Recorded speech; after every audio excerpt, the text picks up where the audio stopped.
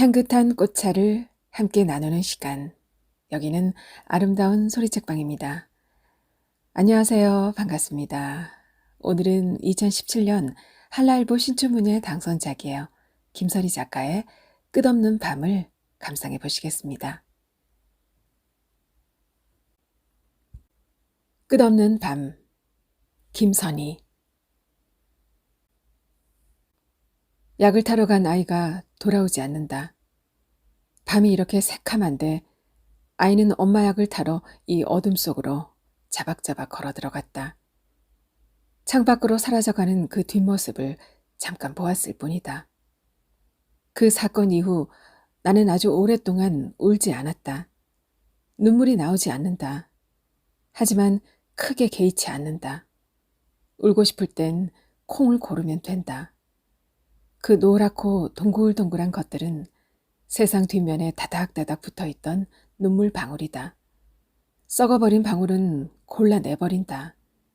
어떤 흠집도 없는 순수한 결정체만을 남겨둔다. 아이를 어둠 속으로 내몰고 밤새도록 콩을 골랐다. 그 이후 밤이 계속되고 있었다. 낮이 찾아오지 않는다.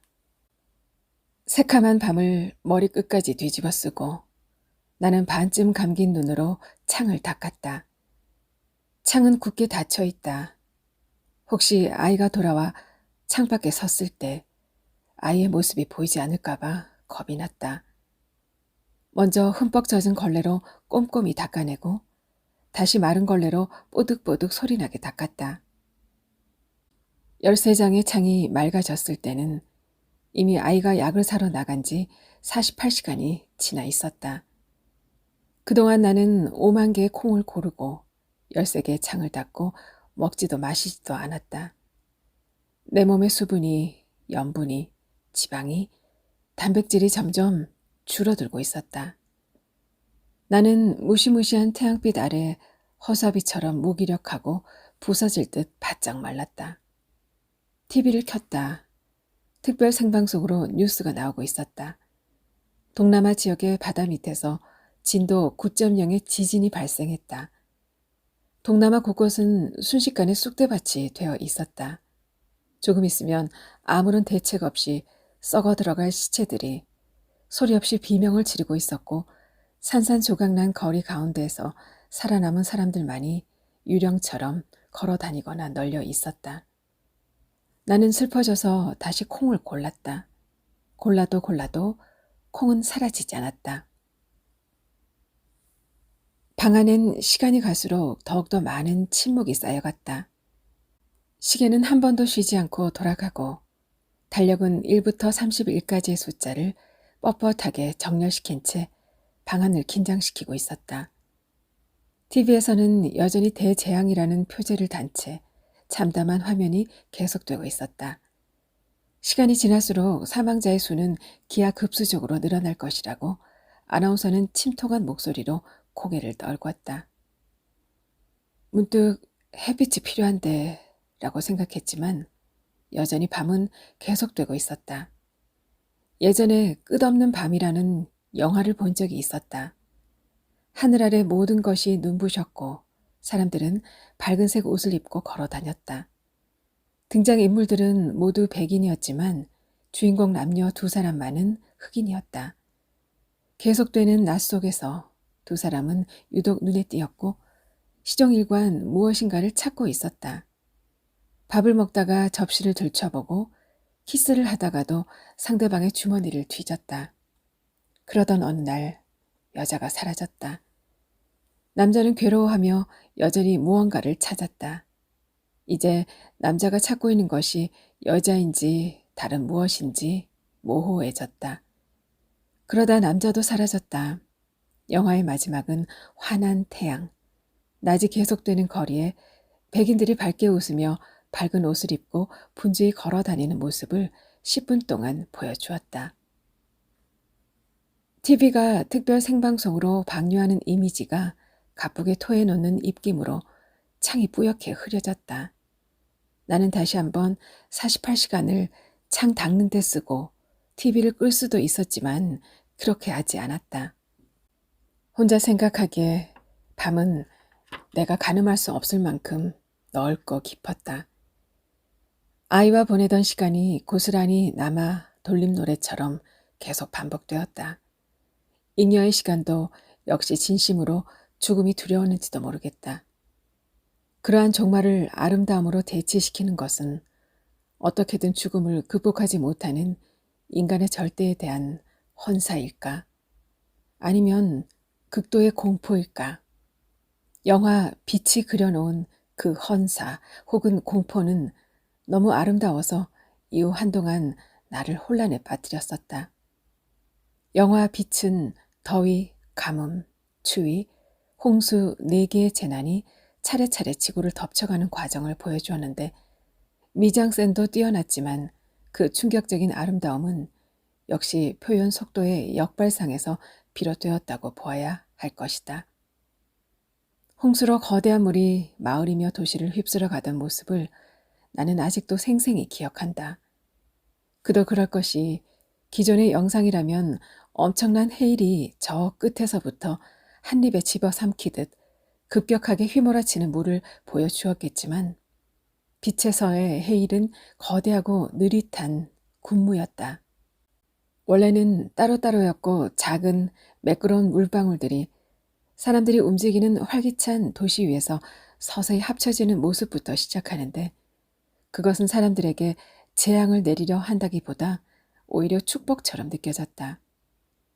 그리고 조금씩 합쳐진 물은 크고 작은 덩어리가 되어 갖가지 모양을 만들어내는데 주의 깊게 살펴보면 그것은 인류 역사상 주요한 사건들을 집단으로 형상화하거나 히틀러나 프로이트, 고흐로 추정되는 유명인들을 만들어냈다.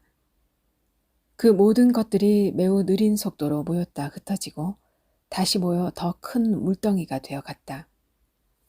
빠르게 움직이는 사람들과 질주하는 자동차가 감히 꿈꾸지 못하는, 아니 꿈꾸지 않는 아득히 먼 허공 위에서 물은 고유의 느릿한 율동으로 조금씩 더 거대해졌다.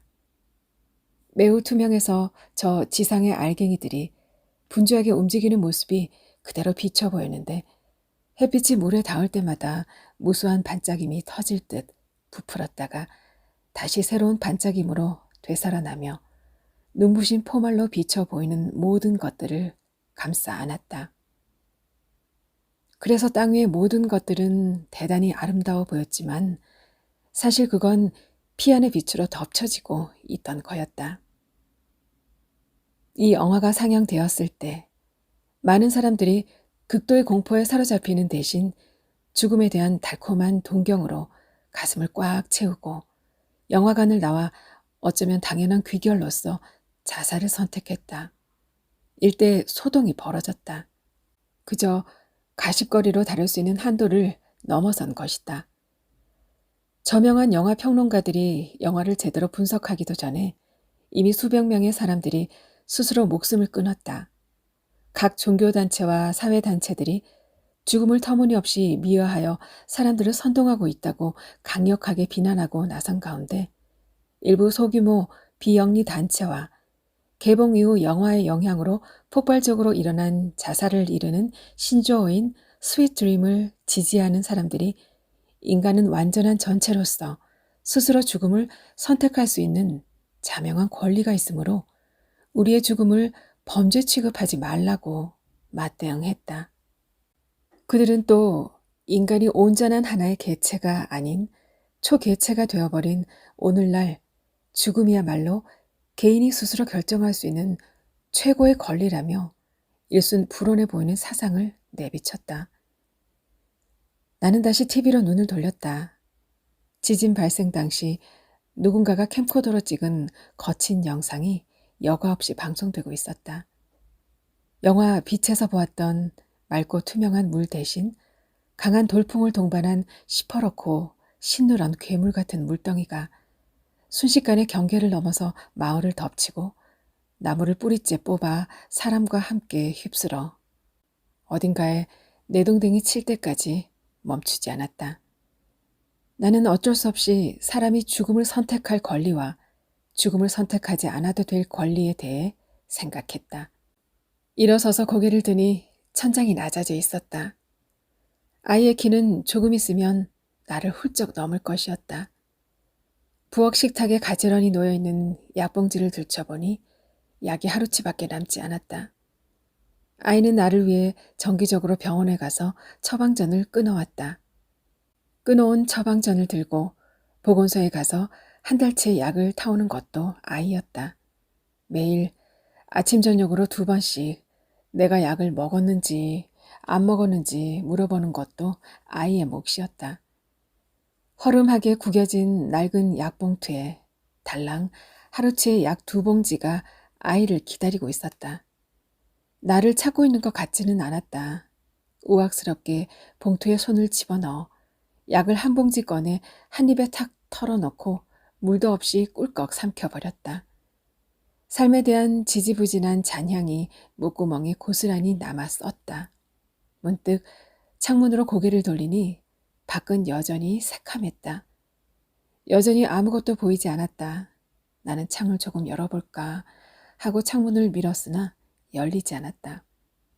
꿈쩍도 하지 않은 창문 손잡이를 붙들고 괜히 용을 쓰다 단념하고 창문 밑 벽에 등을 기대고 편히 앉았다. 벽과 맞닿은 등에서 느리게 회전하는 어둠의 감탕이 희미하게 느껴졌다. 밤은 꼬리를 물고 원을 그리며 여전히 계속되고 있었다.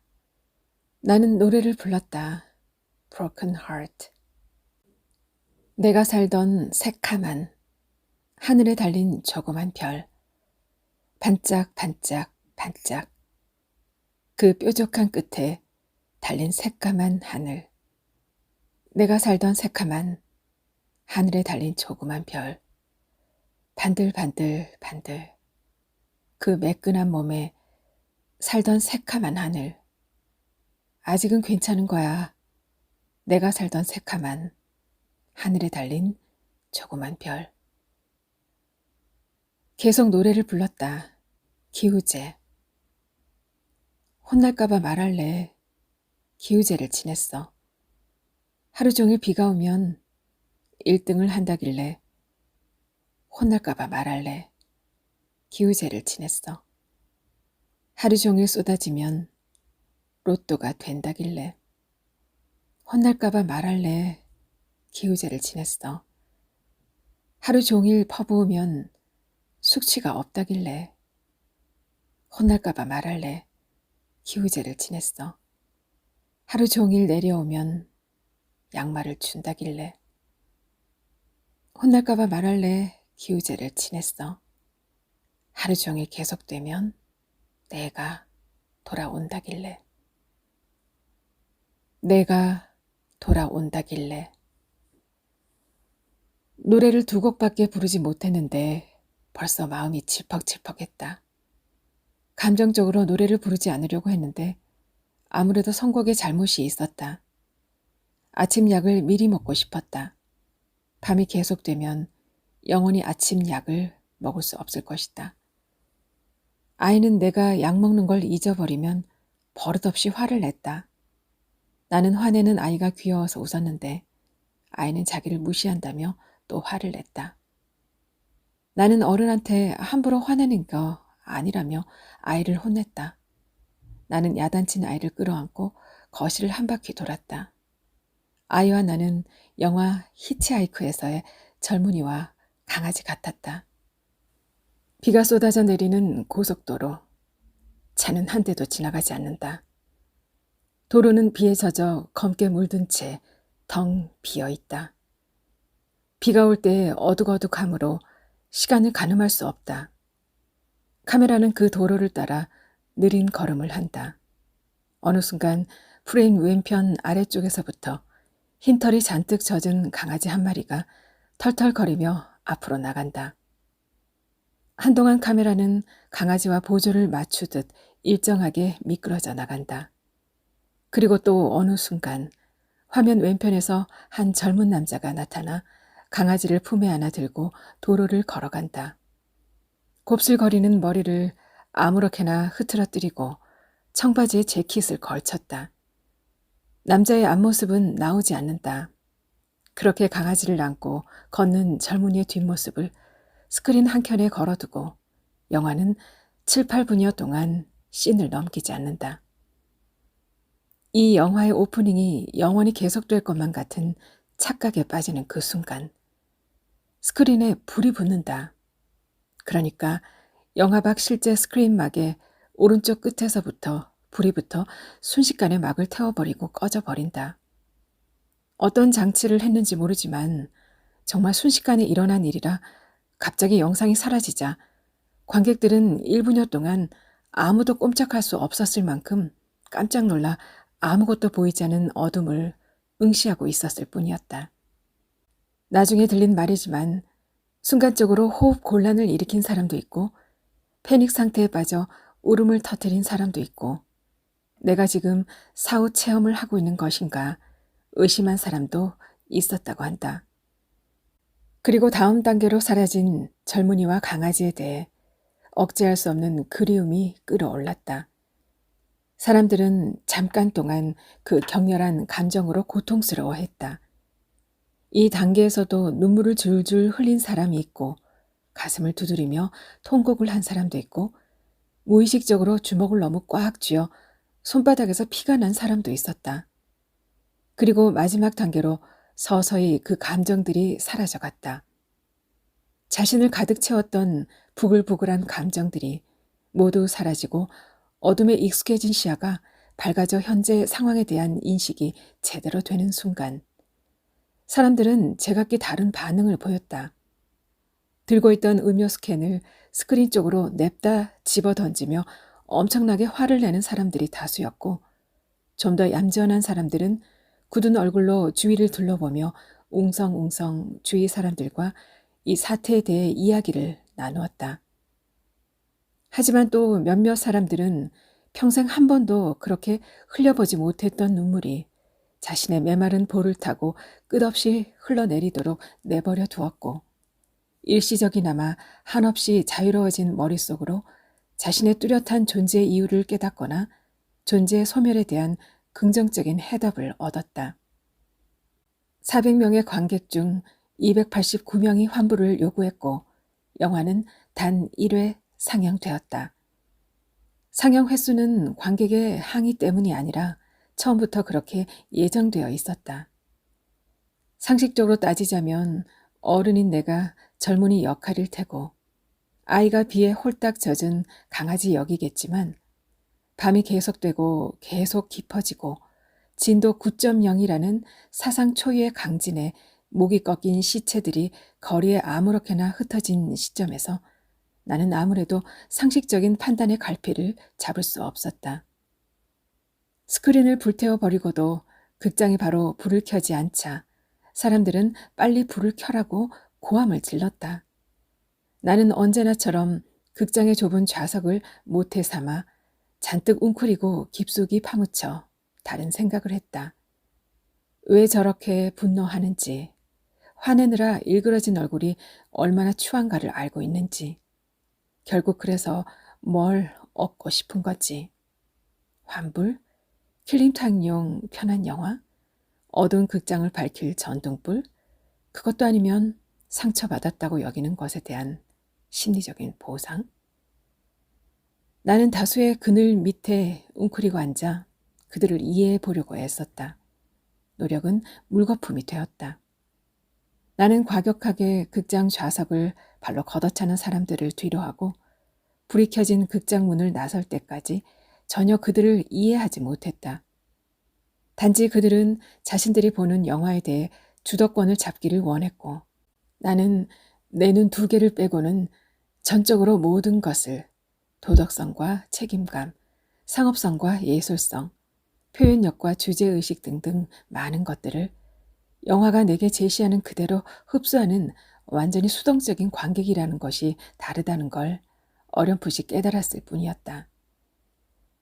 TV에서는 이제 전 세계적으로 일어났던 자연재해를 하나씩 짚어가며 환경오염의 심각성에 대해 설명하고 있었다. 너무 들어서 자연스러운 현상처럼 여겨지는 지구온난화라든지 엘니뇨 현상 같은 환경 관련 용어들이 전파를 타고 찌릿찌릿 흘러나왔다. 아이 아빠가 그렇게 죽고 나서 3달쯤 지나 나는 아이와 함께 애 아빠의 고향에 내려갔었다. 어디였던가? 기억이 잘 안 나지만 주위가 온통 산이었고 근처에 제법 깊은 동굴도 있었다. 고속버스 터미널에서 가솔린 냄새가 코를 찌르는 모모행 버스를 타고 몇 시간이고 달려가며 유랑이라도 떠나는 듯 가벼운 마음으로 삶은 달걀을 까먹었다.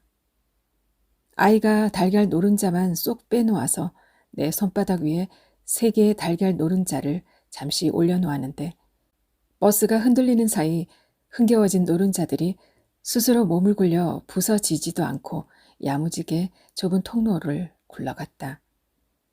아이는 감탄하여 박수를 쳤다. 자기가 먹어치우지 않아 좋았던 거라고 했다. 앞으로도 달걀 노른자는 먹지 않겠다고 하면서 TV를 보니까 연예인들이 달걀 흰자만 먹어 근육이 울퉁불퉁한 거라며 자기도 지금처럼 흰자만 먹겠다고 제법 굳은 다짐을 했다.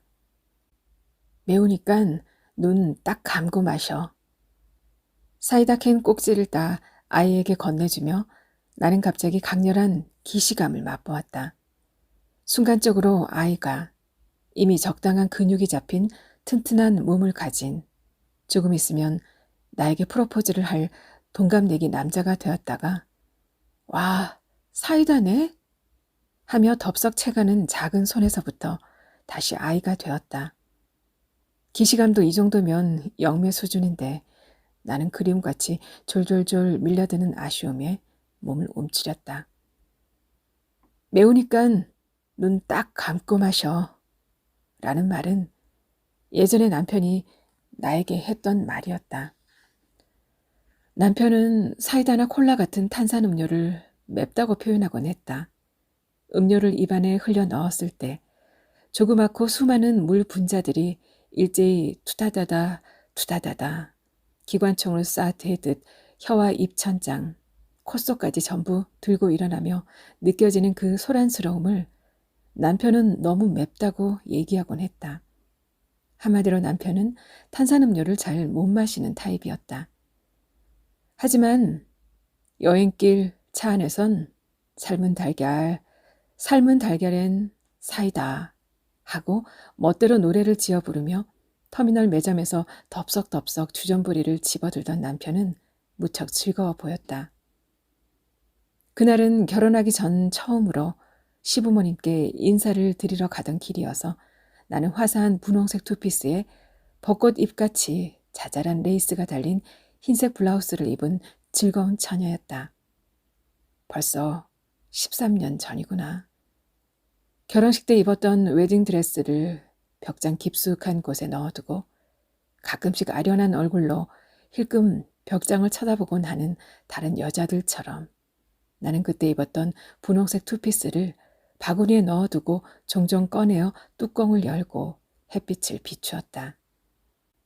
그날 그 옷을 입고 자신의 고향길에 몸이 가벼운 새처럼 금방 날아갈 듯 서서 햇빛에 동그란 어깨를 곧게 펴고 있던 여자에게 남편은 몇 번이나 정말 예쁘다고 말해 주었었다.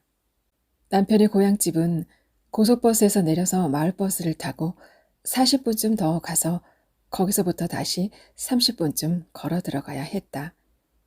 모든 것이 행복했다. 간간히 누런 흙바람이 흥겹게 몰아치던 산속 오솔길도 행복했고 모두 우리 사내 아이가 데려온 신부감이 얼마나 이쁜지 보자고 내게 몸을 숙이듯 기울어진 노련하고 완숙한 실록의 압도적인 색채도 행복했고 아들이 선택한 여자를 흐뭇하게 친딸처럼 보듬어 안던 노부부의 거친 손도 행복했고 훌쩍훌쩍 눈물을 보이는 제일 친한 친구와 거리낌 없이 큰 소리로 환성을 올리는 신랑의 남자친구들과 시종일관 긴장하여 뻣뻣하게 앉아 계신 양가 부모님을 흥분과 열기로 발그레한 몸을 웨딩드레스에 담고 이리저리 둘러보던 신부의 정신없는 눈동자도 모두 행복했다. 행복의 수는 명백히 절대 다수였음에도 불구하고 벼랑간 단 하나의 치명적인 불행이 독재자처럼 등장해 모든 것을 전복시켰다. 그 많던 행복들은 원래 그런 것이 있었다는 존재의 껍데기만 남겨놓은 채 스스로 경직하여 눈치만 살피다가 앞다투어 서로를 고발하기 시작하면서 예의 없이 모든 것이 불행해졌다. 남편의 참혹한 시체에서 눈을 떼지 못하시던 시부모님들은 겉으로는 아무렇지 않게 사시다 남편이 죽은 지 1년 만에 기상 관측이 시작된 이래 최고의 강수량을 기록한 폭우로 인한 산사태로 흙더미에 깔려 아들처럼 아무런 예고 없이 돌아가셨다.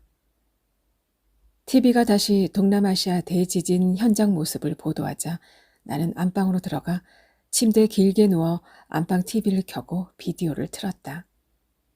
아이가 나가기 전에 빌려다 준 비디오였다. 아이는 남편의 엉뚱한 면만 닮았다. 고집스럽게 달걀 노른자를 안 먹는 거라든지 빌려오라고 알려준 영화 제목은 비디오 대여점에 가는 길에 깨끗이 잊어버리고 멋대로 다른 영화를 빌려오는 거라든지 이번엔 따로 정해주지 않았더니 신나서 뛰어나가서는 고르는데 아주 힘들었다며 땀을 뻘뻘 흘리며 돌아왔다. 아이가 고른 영화 제목은 먼 산에 나무가 움직일 때. 처음 테이프의 타이틀을 보았을 때 나는 잠시 중년의 저명한 소설가가 오랜만에 내놓은 신작 소설을 들고 있다는 착각이 들었다. 문학적인 풍취가 물씬 풍기는 영화 제목이라니. 누군가의 견고한 고집이 이루어낸 쾌거가 아니었을까. 좀 더 대중적으로, 좀 더 팔릴 만한 포장이 자본주의 토대로 만들어지는 현대 영화의 최고 덕목 아니던가. 둘째 가라면 펑펑 울어버릴 옹고집쟁이 우리 아이가 유레카를 외치며 이 테이프를 집어들었을 생각을 하니 나는 잠시 숙연해졌다. 아이도 13년 전 엄마가 아빠 손을 잡고 꽃처럼 걷던 그 길을 기억하는 걸까.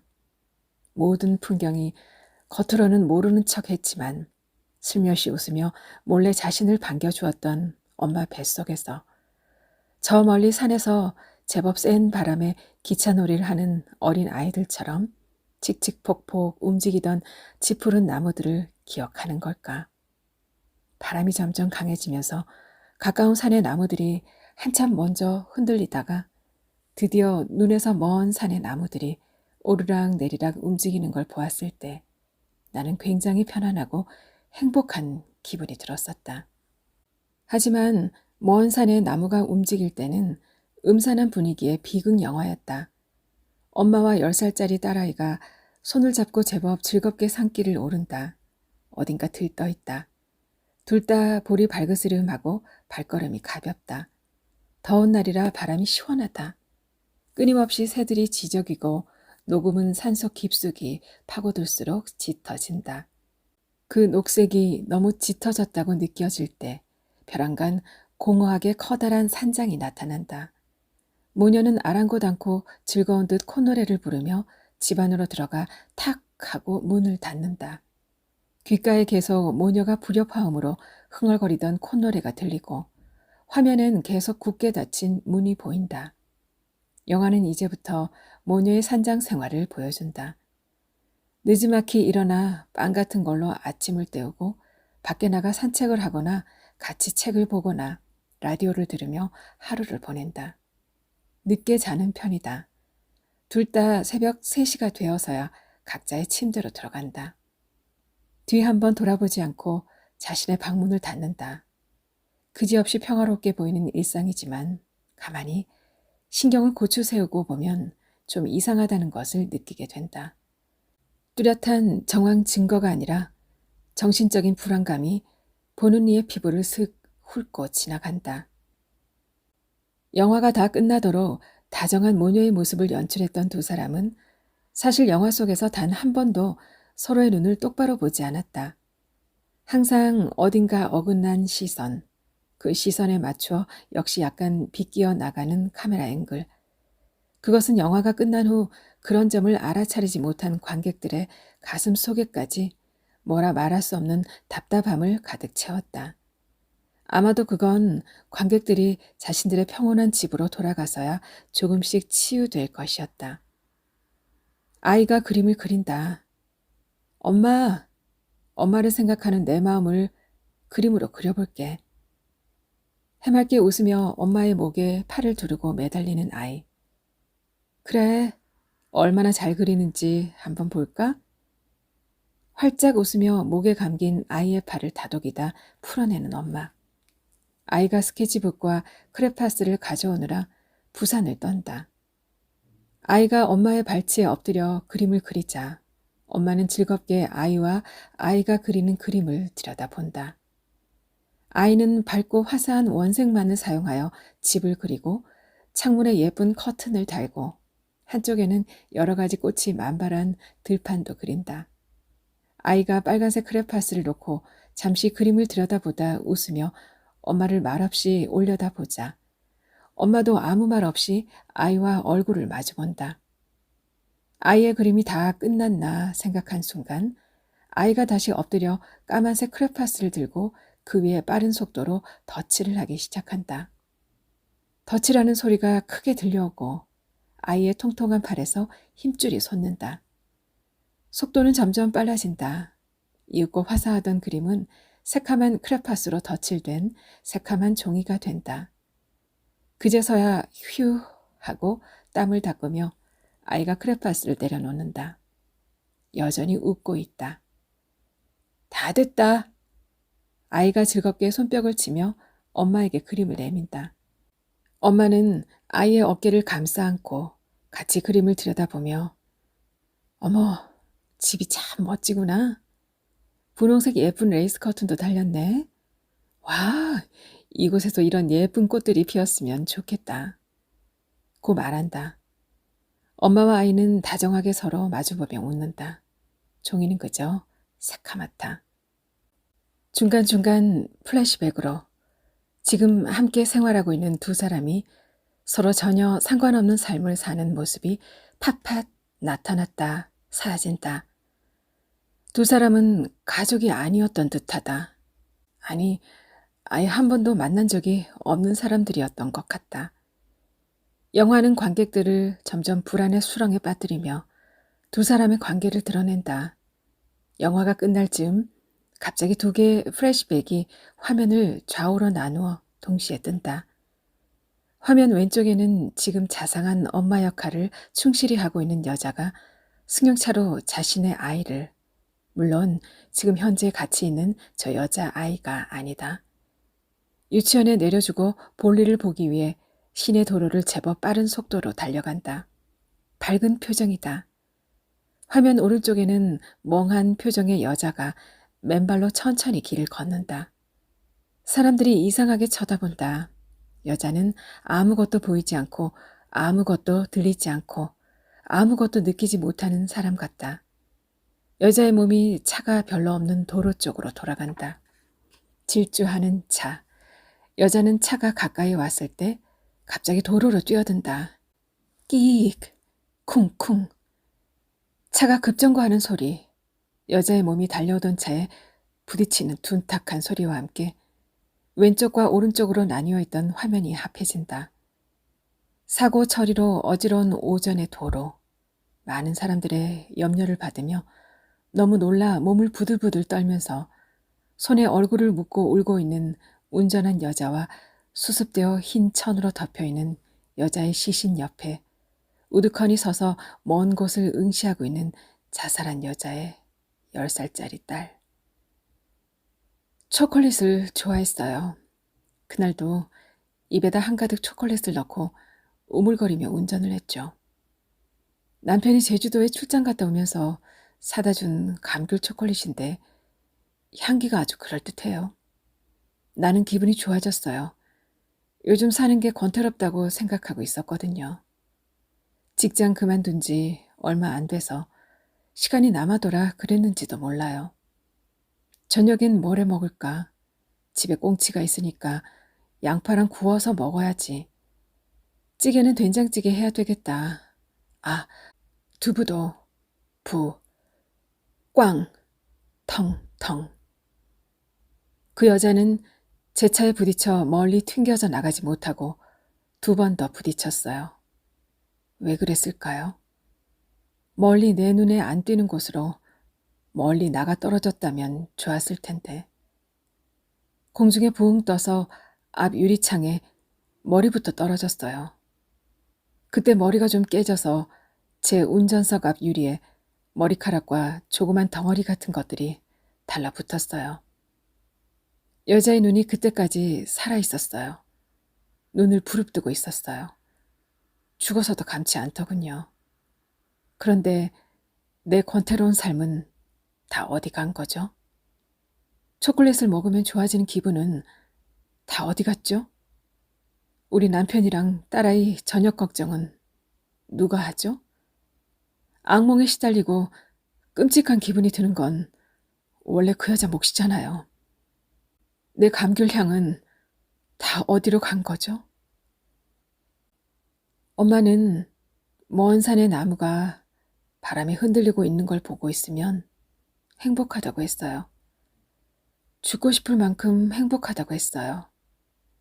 그곳에 나무가 되거나 그곳에 바람이 되겠다고 내게 얘기했어요. 다시 태어나도 사람은 되지 않겠다고요. 그럼 나도 엄마 따라 그러겠다고.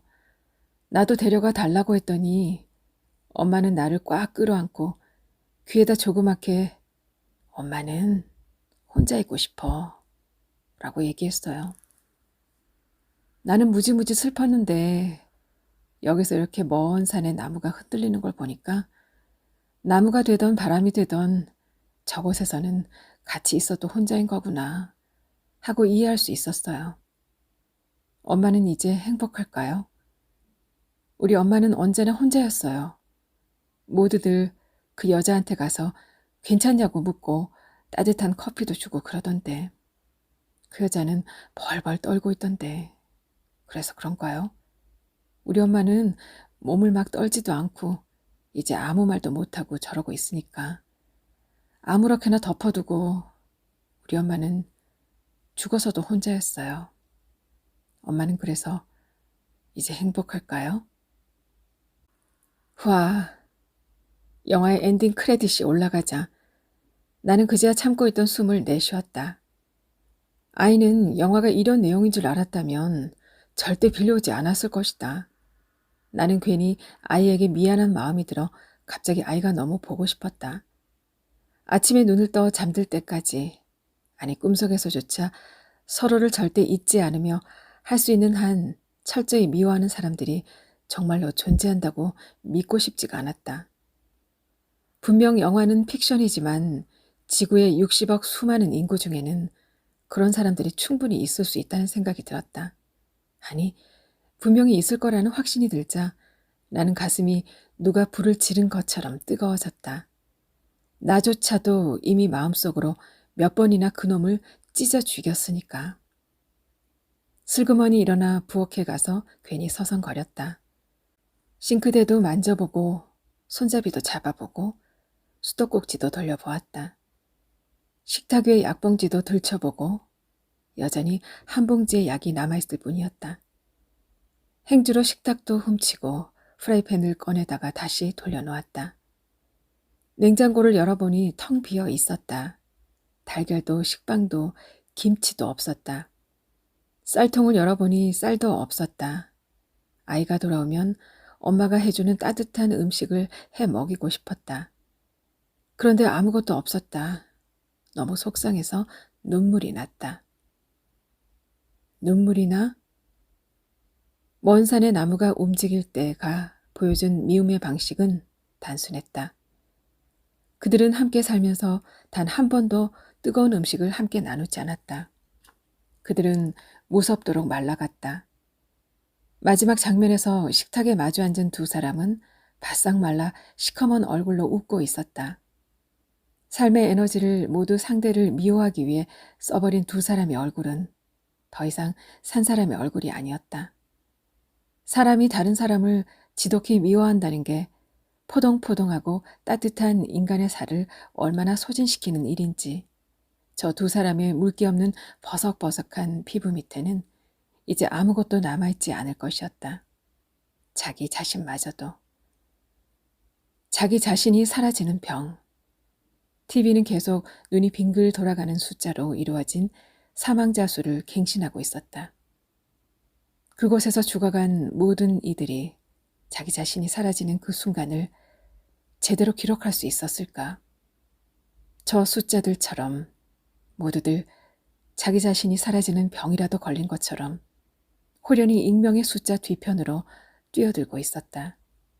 그리고 이제 나는 더 이상 시시각각 점점 가속이 붙는 내 자신의 속도를 모르는 채 할 수 없었다.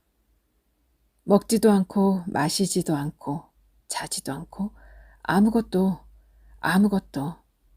아무것도 하지 않고 아무것도 하지 않는 가느다란 속도가 가속이 붙어 계속되는 밤 속으로 한없이 뛰어들고 있음을 모르는 채 할 수 없었다.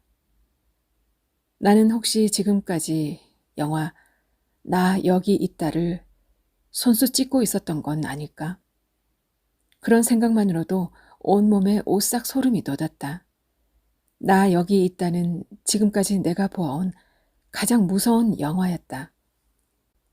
나와 다를 바 없는 평범한 외모의 사무직 여성의 생활이 별다른 편집 없이 쭉 이어진다.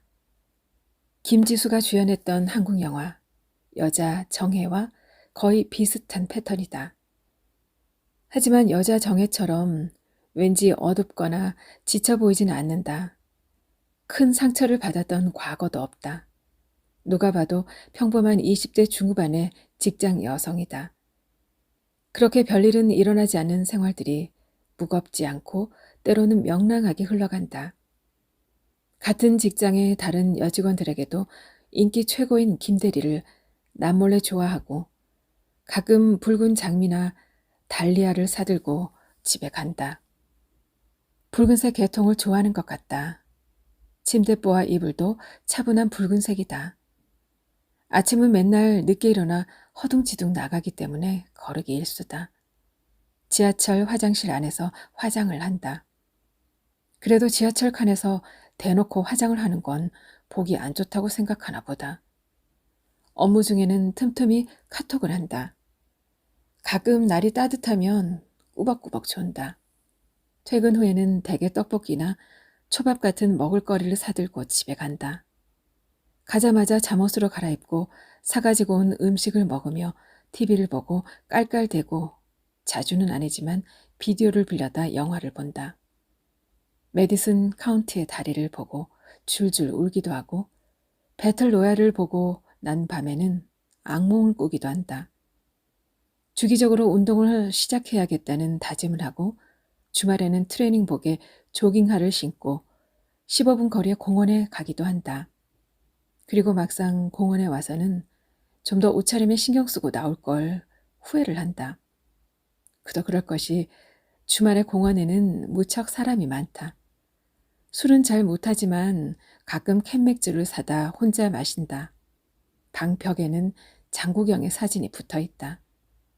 음식물 쓰레기에는 조각난 당근과 감자와 양파와 피자 테두리빵과 곰팡이 쓴 밥과 멸치 볶음과 신 김치가 있다. 얼마 전에는 큰맘 먹고 고등학교 동창회에 나갔다가 3년 내내 죽고 못 살던 첫사랑 남자애가 제일 싫어했던 재수없는 기집애랑 결혼한 걸 보고 집에 와서 펑펑 울었다. 드라마틱하고 화려한 생활은 아니지만 그래도 그녀는 별탈 없는 자신의 하루하루에 별 불만이 없었다. 둔한 그녀도 알아챌 만큼 집요한 시선을 느끼기 전까지는. 그건 좀 이상한 집요함이었다. 그냥 몰래 숨어 지켜보고 있는 정도의 약간 공백이 생길 수밖에 없는 이상적인 불쾌감이 아니라 여자가 어디서 무얼 하든 그 행동뿐 아니라 마음속까지 속속들이 알고 있다는 불길함이 그 집요함의 중심부에 자신만만하게 도사리고 있었다. 그러고 보니 카메라도 여자의 모습이 안정적으로 보이는 게 아니라 누군가의 시선인 것처럼 불안정하게 흔들리고 위치가 부자연스러웠다.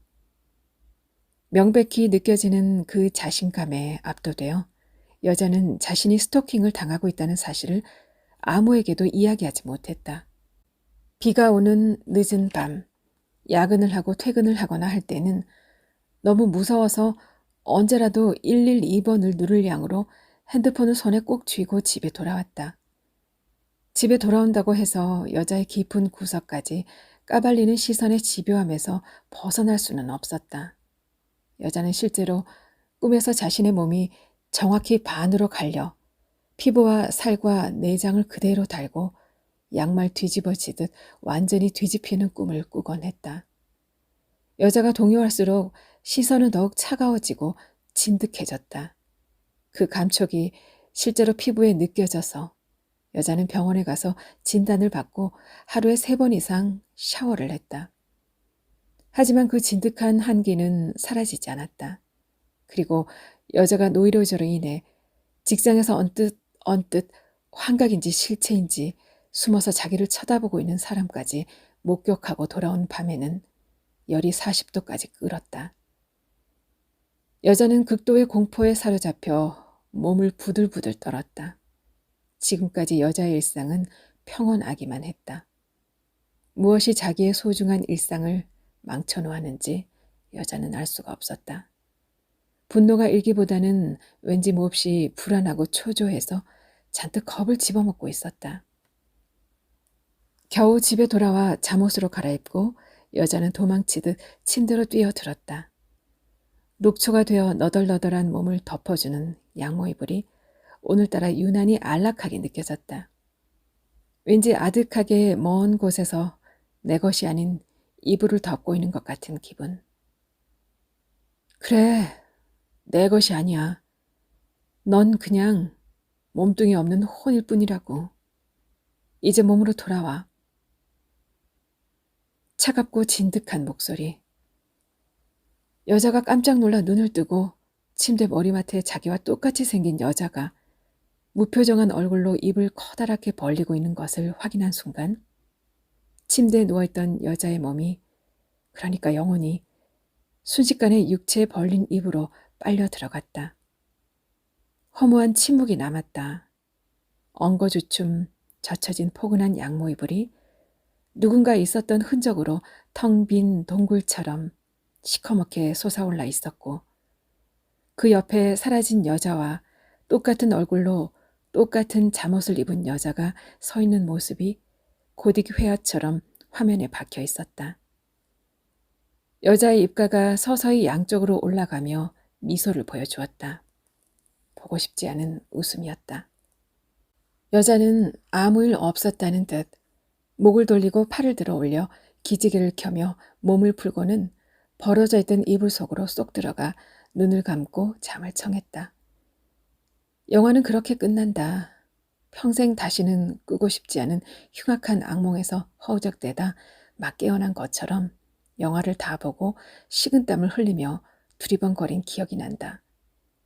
이후에도 가끔 뜨거워진 손으로 몸을 더듬어 보며 내가 잘 있는지 확인해 보고 내가 아닌 건 아닌지 내 혼이 혹은 내 육체가 어디서 몸을 웅크리고 울고 있는 건 아닌가 하는 걱정을 하곤 했다. 자기 자신이 사라지는 병을 걱정하곤 했다. 밤은 계속되고 있었다.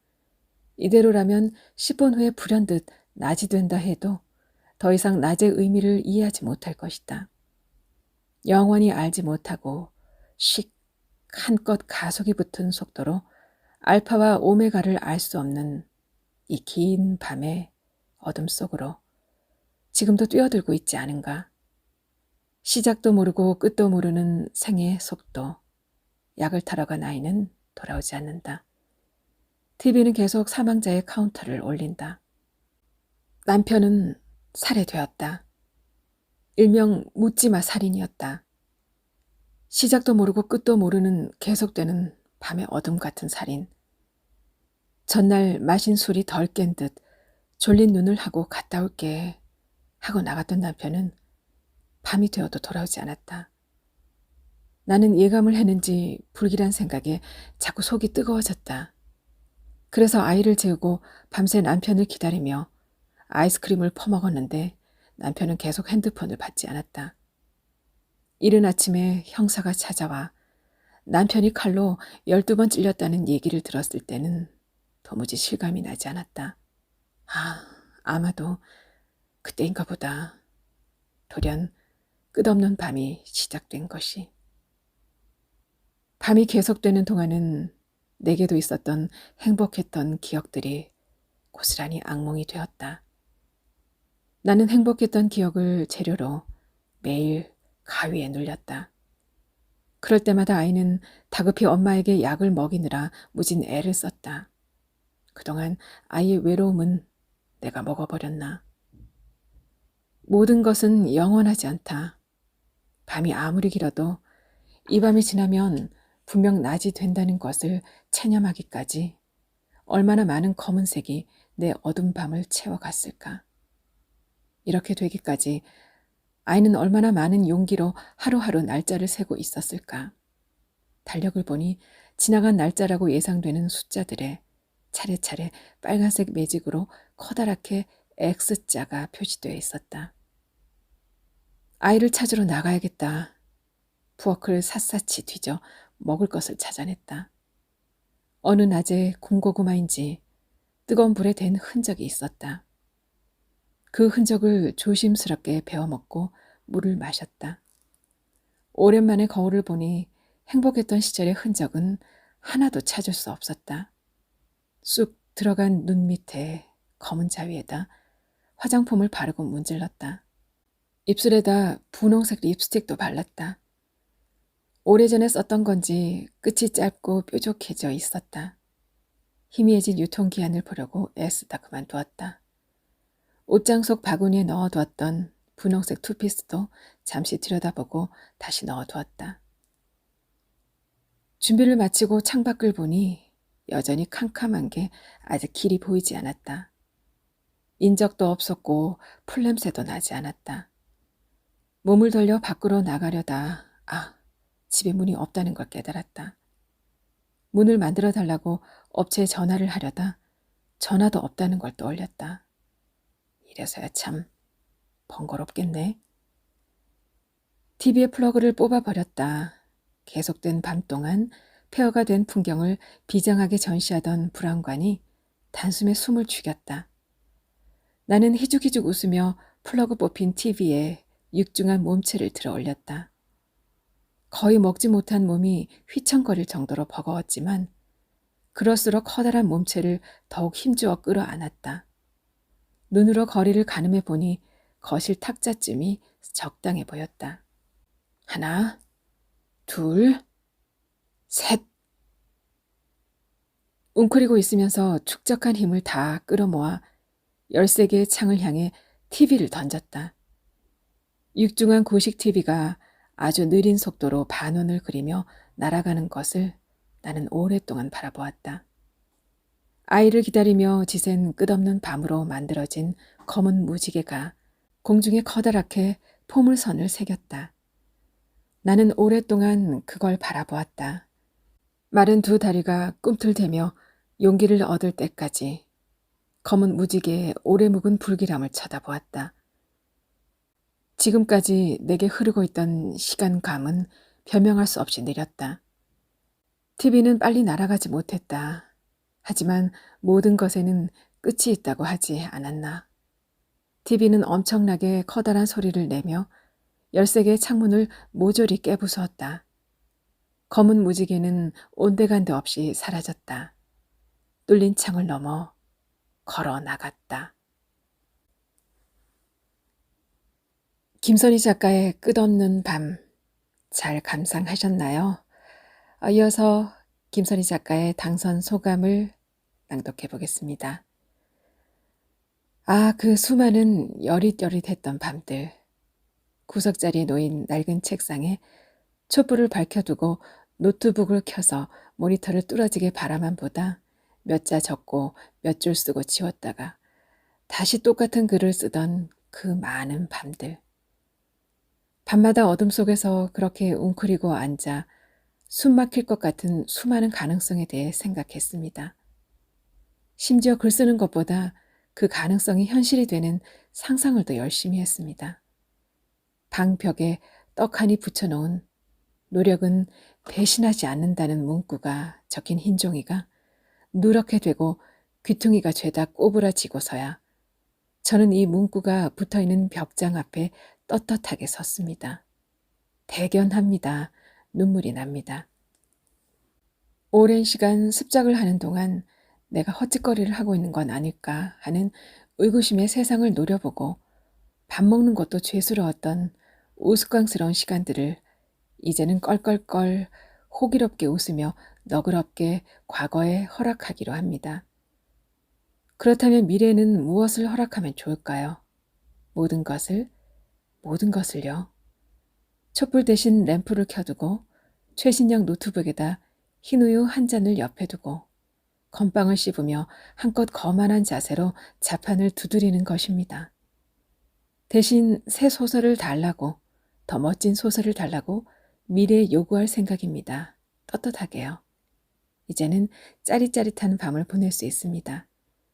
고질병인 두통 따위 진통제로 날려버리고 글을 쓰고 영감을 얻는데 이것만한 게 없다며 대놓고 만화 영화를 보며 글을 쓰고 뉴스에 등장하는 정치인들을 한껏 조롱하며 발가락으로 리모컨을 눌러 예능 프로그램으로 채널을 돌리고 글을 쓸 수 있습니다. 그리고 엄마, 당신 없이는 저의 글도 없습니다. 이렇게 당당히 당신을 사랑한다고 말할 수 있어서 행복합니다. 사랑합니다.